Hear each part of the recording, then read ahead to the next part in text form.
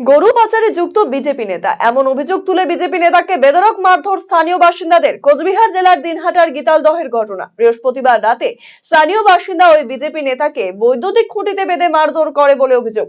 মারধরের সেই video viral হয়েছে সোশ্যাল মিডিয়ায়, যদিও সেই ভাইরাল ভিডিওর সত্যতা যাচাই করেনি আরসিটিভি সংবাদ। এই ঘটনায় বিজেপিকে আক্রমণ করেছে উত্তরবঙ্গ উন্নয়ন মন্ত্রী উদয়ন গুহ।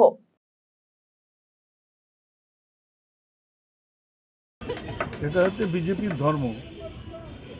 আমরা প্রথম থেকে একটা কথা বলে এসেছি যে সীমান্তে যেখানে কাঁটাতারের বেড়া আসে, বিজেপির কথায় বা বিএসএফের কথায় অনুপ্রবেশ ঘটে, তখন এটা আমরা প্রথম থেকে বলে এসেছি যে বিএসএফের মদত ছাড়া এটা হতে পারে না। আর বিএসএফ যদি কাউকে মদত দেয় গরু পাচার করবার জন্য, অনুপ্রবেশ করবার জন্য, বা ইয়াবা ট্যাবলেটের বা ফেন্সিডিলের এদিক ওদিক করবার জন্য, তাহলে ধরে নিতে হবে যে তারা বিজেপির মদতপুষ্ট লোক।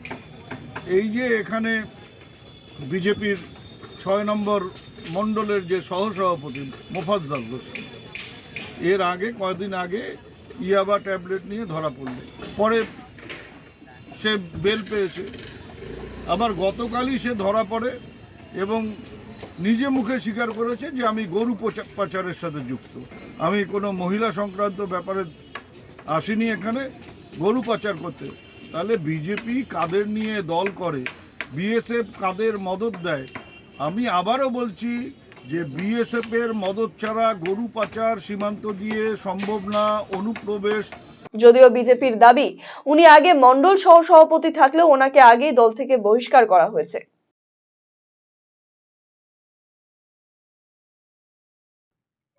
আপনাকে কে বলেছে ও বিজেপির ওই মণ্ডলের সহসভাপতি? যার কথা আপনারা বলছেন, অনেক দিন আগে লোকসভা নির্বাচনের আগেই দল থেকে তাকে বের করে দেওয়া হয়েছে।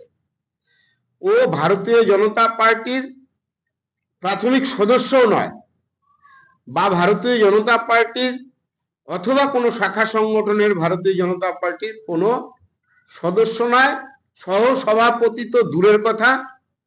সুতরাং যে বা যিনি, বিশেষ করে উত্তরবঙ্গ উন্নয়ন মন্ত্রী যে কথাগুলো বলেছেন, উনি সম্পূর্ণ না জেনে ভিত্তিহীন কথা বলেছেন। কে গরু পাচার সঙ্গে জড়িত, কে কি কাজ করেছে, সেটা বিজেপির সদস্য হলে আমরা সেই ব্যাপারে খোঁজ খবর নেব, কিন্তু যেহেতু ও বিজেপির সঙ্গে নেই, সেহেতু খোঁজ খবর নেওয়ারও কোনো প্রশ্ন আমাদের কাছে আসছে না।